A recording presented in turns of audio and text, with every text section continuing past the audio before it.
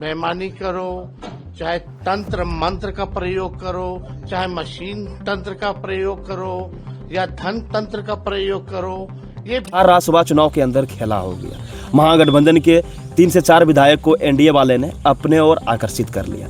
ऐसा कुछ खबरें अभी हर एक तरफ चल रही है। तो चलिए आज इस वीडियो के अंदर चर्चा करते हैं। अभी जो राज्यसभा चुनाव हुआ है, कल के दिन हुआ था 16 मार्च को, और कल ही रिजल्ट भी आ गया था। जैसे कि सभी को पता था, अगर एनडीए की बात करोगे तो एनडीए की 5 उम्मीदवार थे। हमारे मुख्यमंत्री नीतीश कुमार जी, दूसरा राष्ट्रीय अध्यक्ष भाजपा के नितिन नवीन जी, तीसरा थे जदयू के नेता थे रामनाथ ठाकुर जी, चौथा थे शिवेश राम जी और 5वां थे आरएलएम के नेता उपेंद्र कुशवाहा जी। सभी को पता था कि एनडीए 4 सीट आराम से निकाल लेगा। अगर एनडीए की विधायक दलों की बात करोगे तो इनके पास टोटल 204 विधायक है। अगर इंडिपेंडेंट दोनों पार्टी की बात करोगे तो जदयू के पास अपना 85 विधायक है, उनके बाद जो बीजेपी है उनके पास अपना 89 विधायक है। अगर ये दोनों को ही बात करोगे तो दोनों का आराम से 2 सीट निकल सकता था राज्यसभा के अंदर।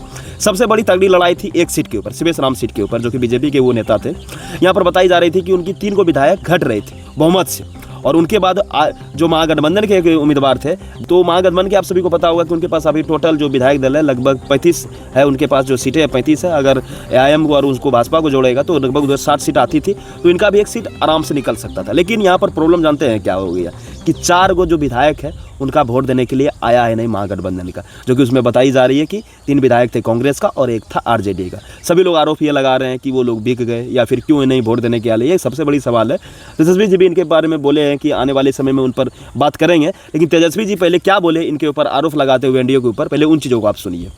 जब शिवेश राम जी को 30 वोट मिल रहा है और हमें 37 वोट मिल रहा है तो हम ये चुनाव जीत रहे हैं।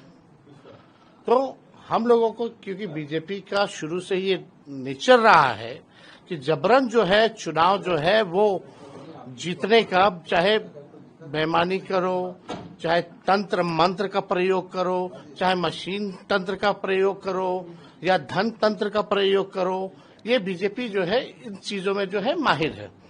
लेकिन इलेक्शन कमीशन से भी हमारी मांग है, क्योंकि काउंटिंग की प्रक्रिया जो है शायद वीडियोग्राफी होती है, तो वीडियोग्राफी अगर हो रही है तो ये सार्वजनिक जो है वीडियो करना चाहिए। और जहां तक मुझे अनुभव है या मुझे जो जानकारी मिली है कि रीकाउंटिंग हमने नहीं की है, रीकाउंटिंग जो है सत्ता पक्ष के द्वारा से की गई है। तो अगर सत्ता पक्ष के द्वारा से अगर रीकाउंटिंग कराई जा रही है तो इसका मतलब है वो हार चुके हैं और जबरन जो है चुनाव जो है जिताने का प्रयास किया जा रहा है। हम 7 वोट अधिक हैं उन लोगों से। क्या आपको अभी भी उम्मीद है कि अगर इसमें भी बेईमानी हो सकती है, या आपके जो उम्मीदवार नहीं, वो तो बीजेपी का तो काम ही है बेईमानी करना। अब जो अंदर से जो सन की खबर आ रही है रिकाउंटिंग हो रही है, तो रिकाउंटिंग क्यों हो रही है? क्योंकि राष्ट्रीय जनता दल को 37 वोट मिले हैं 5वें प्रत्याशी को लेकर के, और दूसरे जो एनडीए के जो खेमा से जो शिवेश राम है उनको मात्र 30 वोट मिले हैं। तो हम लोग तो जीत रहे चुनाव।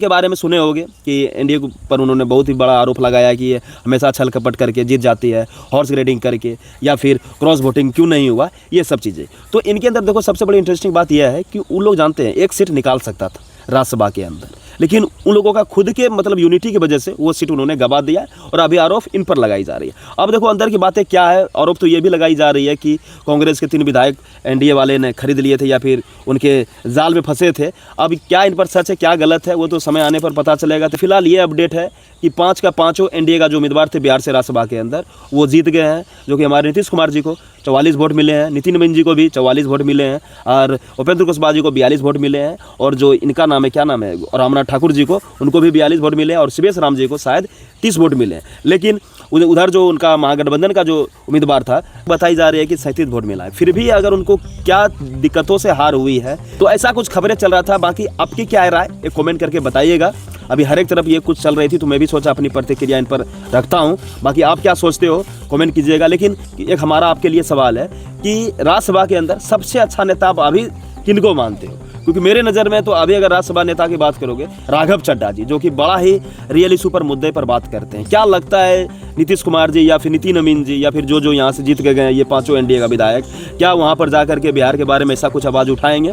ये आप हमें कमेंट करके बताइएगा। और बाकी जो तेजस्वी जी का जो बहुत बड़ा आरोप है हॉर्स ग्रेडिंग का, और भाजपा ने छल कपट किया, उनके विधायकों को खरीदा, ऐसा कुछ, उन पर आप क्या सोचते हो ये भी आप कमेंट करके बताइएगा। बाकी आने वाले समय में ये सुनिश्चित हो गया है कि हमारे जो नीतीश कुमार जी हैं चारों सदन के नेता बन चुके हैं, और अब आने वाले 10 से 20 दिनों में बिहार के अंदर कौन अगला सीएम होने वाला है उनके ऊपर तैयारी की जा रही है। बाकी बहुत सारे एनडीए का नेताओं का ये भी कहना है कि नीतीश कुमार जी बिहार छोड़ के नहीं जाएंगे, पर जो सीएम है उनका बदला हो जाएगा, और पहली बार हम लोग लगभग 20-25 साल के बाद बिहार के अंदर कोई नया चेहरा का सीएम देखने वाले हैं। तो आप कितने एक्साइटेड हो, कौन सीएम बनना चाहिए, जो भी कुछ है कमेंट करके बताइएगा, और इस वीडियो को शेयर कीजिएगा। आप लोग शेयर नहीं करते, अगर आप हमें सहयोग करना चाहते हैं तो इस बार कोड पर जाकर के कुछ राशि के माध्यम से हमें आप सहयोग कर सकते हैं, ताकि इन फ्यूचर इसी तरह मैं वीडियो आपके लिए लाता रहूँगा। और वीडियो को शेयर कीजिए और फॉलो जरूर कीजिए। राम राम।